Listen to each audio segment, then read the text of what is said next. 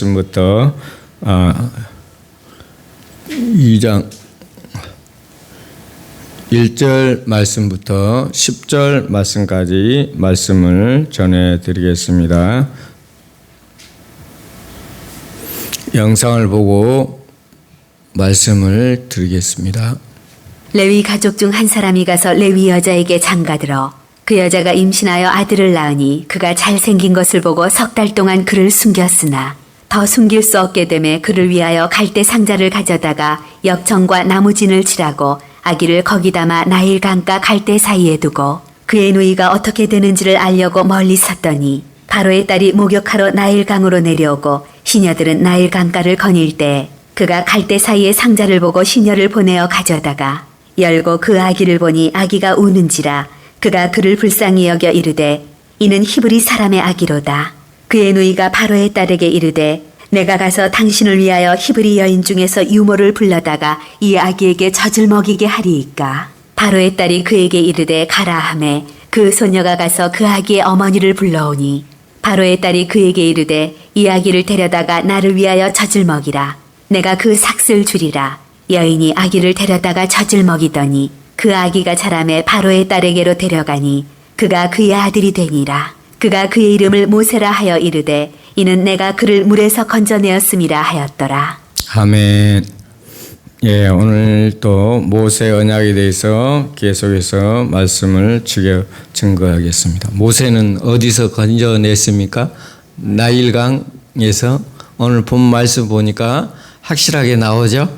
예, 모세는 건져냈다는 뜻을 가지고 있다고 그랬죠. 예, 그래서 모세라 이렇게 이야기했다고 했습니다. 거룩한 백성에 대해서 한번 생각해 보려고 합니다. 거룩한 백성이 되라는 하나님의 말씀이 있었죠. 제사장과 같은 나라에 번영하여 이스라엘 백성의 고유 특징이 다시 한번 강조하고 있습니다.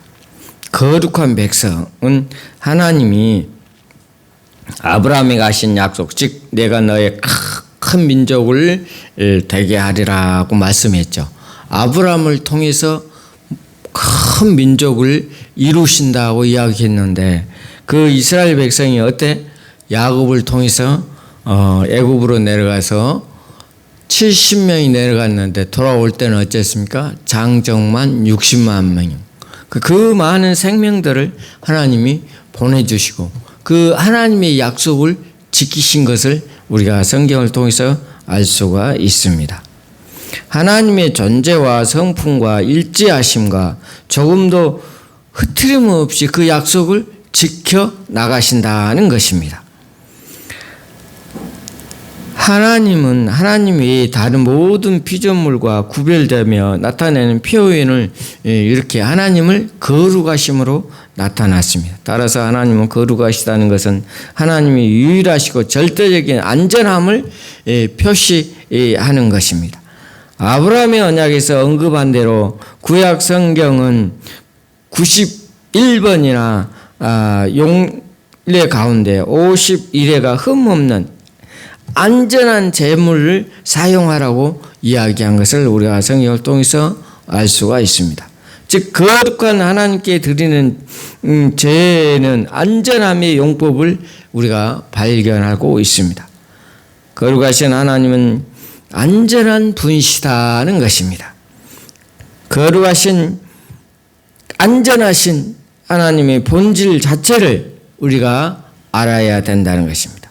거룩함은 오직 여호와께만 적용된다는 것입니다. 따라서 거룩함은 인간에게 나올 수 있는 것이 아니다. 오직 하나님만이 거룩함을 이야기할 수가 있습니다. 거룩함은 오직 하나님께서 비롯됐다. 하나님의 백성을 거룩하게 하면 거룩한 백성이 된다는 것입니다.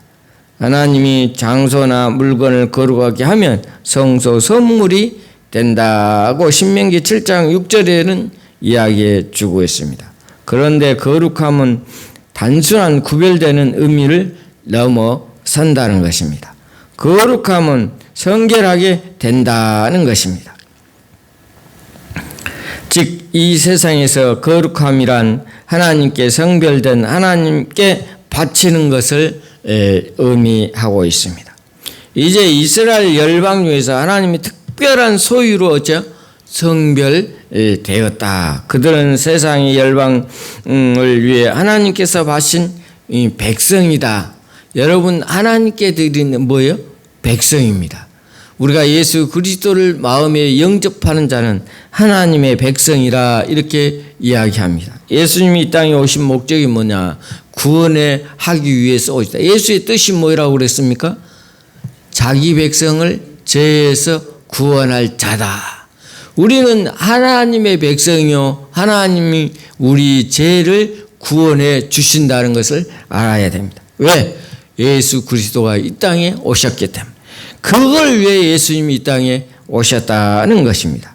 그러므로 이스라엘은 하나님의 복을 세상에 흘려보는 하나님의 뭐요? 통로다. 여러분들이 하나님의 뭐요? 복의 통로다는 것입니다. 그래서 여러분들은 많은 사람들에게 복의 통로처럼 생활하고 살아가야 된다는 것입니다.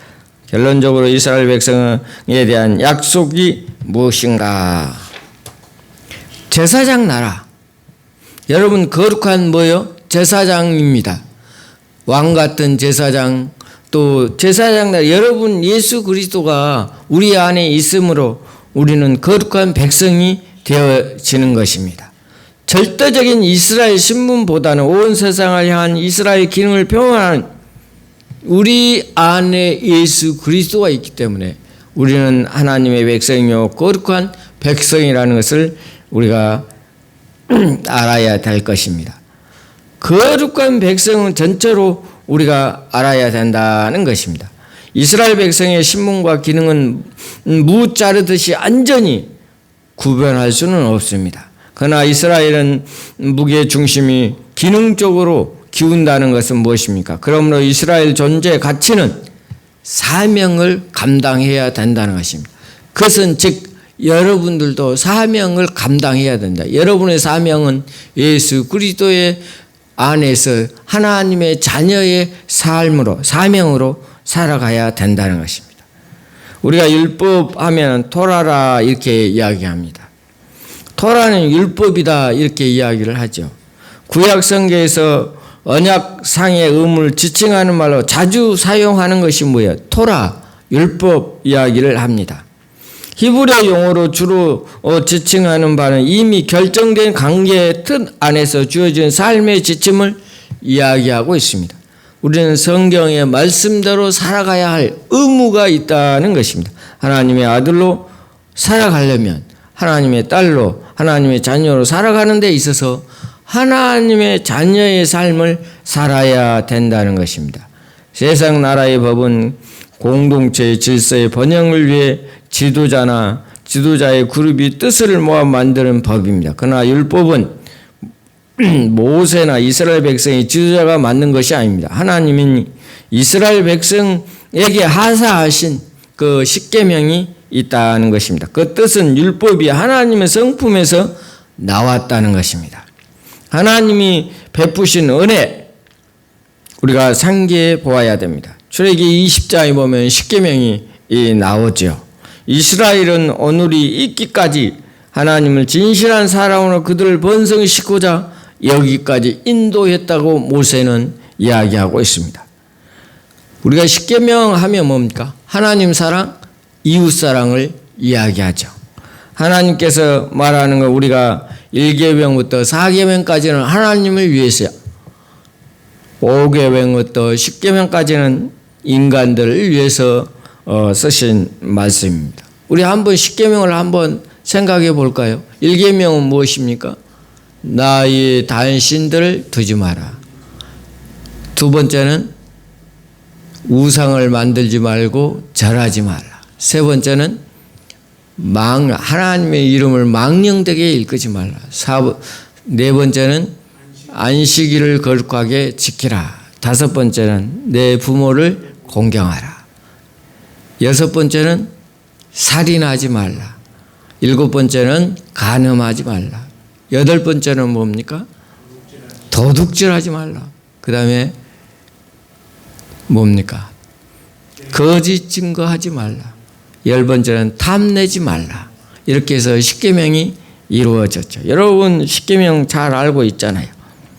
그러므로 하나님은 이스라엘과의 관계, 인간 사이의 관계를 우리가 볼 수가 있습니다. 이것이 바로 사랑의 관계, 최고의 부자관계, 부부관계일 수도 있습니다. 그러므로 율법은 하나님의 사랑하는 이들을 위해 주신 것이다. 그러므로 율법은 우리가 사랑 자체다. 하나님 사랑, 이웃 사랑의 자체다는 것을 알아야 됩니다. 율법은 대부분 성막과 제사에 관한 말씀입니다. 사실 제사를 통해 성막을 들어가는 것은 하나님의 거룩한 특권, 사귐. 우리가 하나님 앞에 기도할 수 있는 것은 뭐예요? 하나님의 자녀이기 때문에. 하나님의 자녀가 하나님께 기도하는 거죠.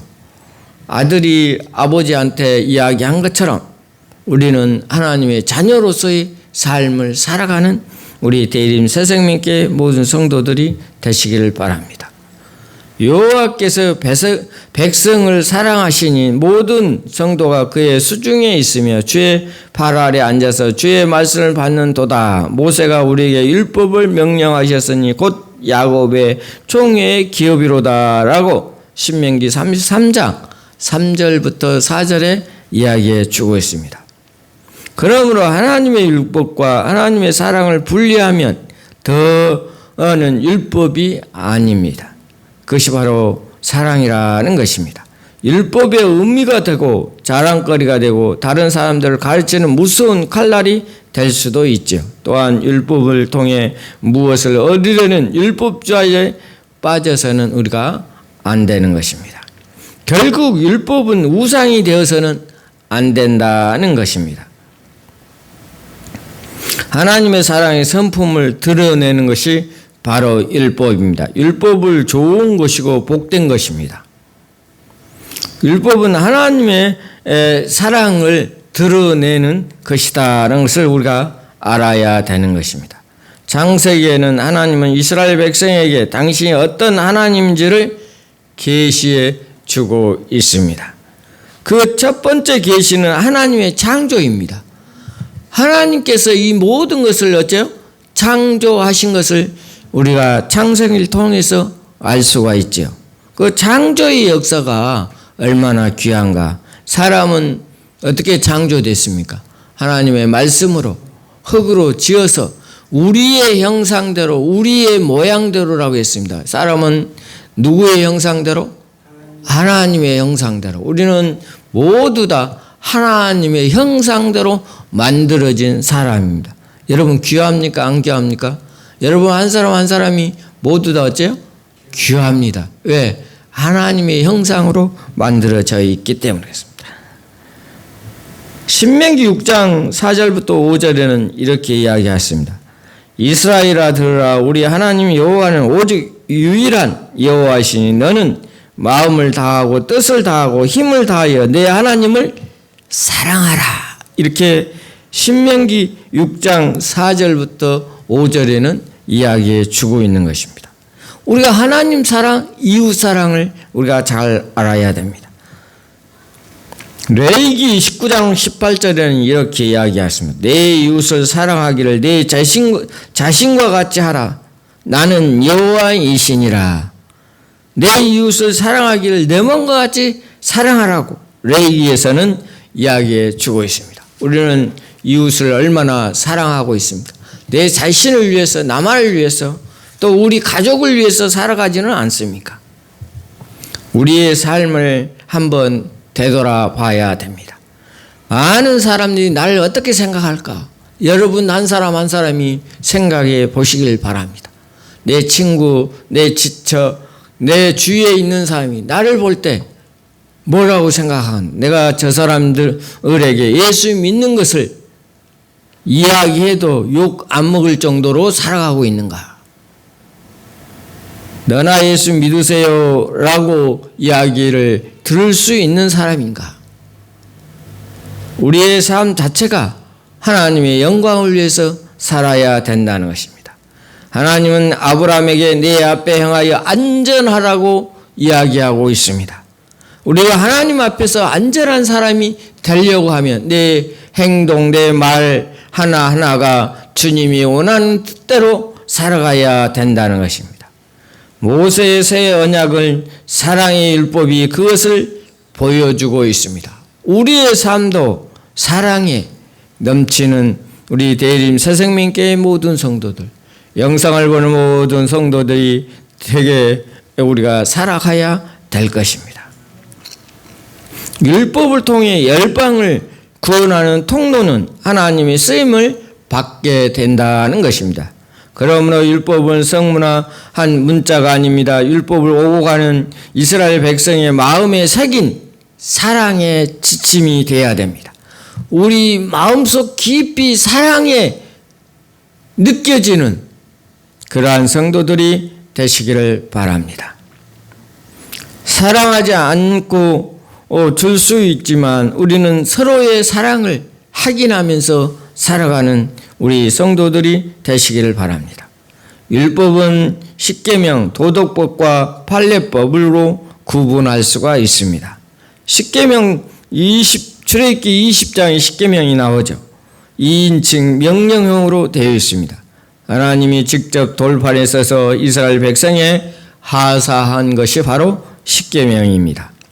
십계명 20장 22절에는 반면에 21장 23절에 수록된 사회적, 경제적, 농경사의 율법, 판례법에 속한다는 것입니다.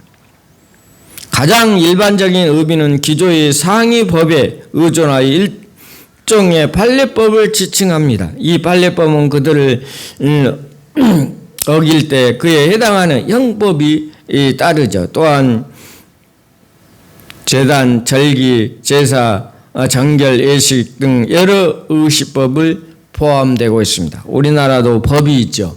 법이 지켜지지 않으면 어떤 사람은 벌금을 받고 어떤 사람은 감옥에 가고 이러한 법들이 있다는 것입니다. 나라가 있으면 법이 있는 것입니다. 우리도 예수 믿는 사람으로서의 하나님의 말씀에 순종하는 사람들이 되시기를 바랍니다. 십계명과 판례법은 다른 점은 무엇인가? 십계명은 먼저 인류 누구에게나 해당되는 너에 대한 명령형으로 주어졌습니다. 모든 백성에게 직접적인 개인적으로 주어졌다는 것입니다. 하나님의 두 돌판에 친히 쓰신 십계명은 모세의 언약의 본질이라 이렇게 이야기할 수가 있습니다. 십계명은 하나님의 보좌가 되는 지성소에 보관하도록 하였습니다. 이것은 십계명의 영원성을 띤 법으로 시대에 초월하여 모든 사람이 지켜야 할 도덕법으로 이야기하고 있습니다. 십계명은 판례법과 달리 규정된 형벌을 포함되지 있지는 않습니다. 십계명은 하나님이 직접 돌판으로 쓰신 법입니다. 그러나 판례법은 모세를 통해서 이스라엘 백성에게 주어졌습니다. 모세를 통해서 준 규례와 법도 모든 명령은 시민법이며 의식법이라 이렇게 이야기할 수가 있습니다. 결론적으로 판례법은 십계명에 근거하여 주어진 것입니다. 구약시대의 이스라엘 백성에게 주어진 역사적 가면성을 띤 하위법이라 할 수 있습니다. 반면에 십계명은 모든 사람이 지켜야 할 하나님의 사랑의 요구인 것입니다. 모세 언약의 비주는 출애굽기 24장에 기록되어 있습니다. 모세 언약의 비주 의식의 준비는 모세 언약은 아브라함의 언약에 없었던 중보자가 모세로 등장합니다. 중보자인 모세는 산 아래에서 하나님을 위한 제단을 어째요? 쌓았죠. 동시에 모세는 이스라엘의 12지파를 상징하는 12기둥을 세워 주었다고 성경에는 이야기합니다. 언약 준비 의식의 현장에는 언약의 주권자이신 하나님, 언약을 따르는 파트너, 이스라엘 언약의 중보자 모세가 참가했습니다. 모세는 언약 체결 전에 하나님께 번제와 화목제 제사를 드린 뒤에 그 제사에 의미하는 바를 두 가지로 이야기하고 있습니다. 첫 번째로 여호와 하나님은 제사를 받으시면 공식적인 이스라엘의 신이 되었음을 어쩌? 선포하는 것입니다. 두 번째로 이스라엘 백성은 제사를 통해서 오직 여호와 하나님 자녀들이 신으로 고백하고 있습니다. 그들은 이제부터는 하나님 한 분만을 섬기게 된다고 이야기하고 있습니다. 오늘도 온전히 하나님의 한 분만을 우려 섬기는 대림 새생명교회 모든 성도들이 되시기를 바랍니다. 제사 후에 모세는 먼저 이스라엘 백성에게 언약서를 낭독했습니다. 백성들은 한 목소리로 하나님의 모든 말씀을 준행하겠다고 서야 했던 것입니다. 우리들도 하나님의 말씀에 서약하는, 하나님 말씀대로 살아가는 우리 대림 새생명교회 모든 성도들이 되시기를 바랍니다. 서약서를 가져다가 백성에게 낭독하여 듣게 하니 그들을 이르되 여호와의 모든 말씀이 우리의 준행하더라라고 출애굽기 24장 7절에는 이야기해 주고 있습니다. 우리의 삶 속에서 그리스도 안에서 살아가는 우리 대림 새생명교회, 말씀을 준행하고 말씀대로 살아가는 우리 모든 성도들이 되시기를 바랍니다. 다 같이 기도드리겠습니다. 하나님 아버지, 오늘 모세 언약에 대해서 간단하게 생각해 보았습니다. 하나님 나라를 위하여 쓰임받는 우리 대림 새생명교회 모든 성도들이 되게 하여 주시옵소서.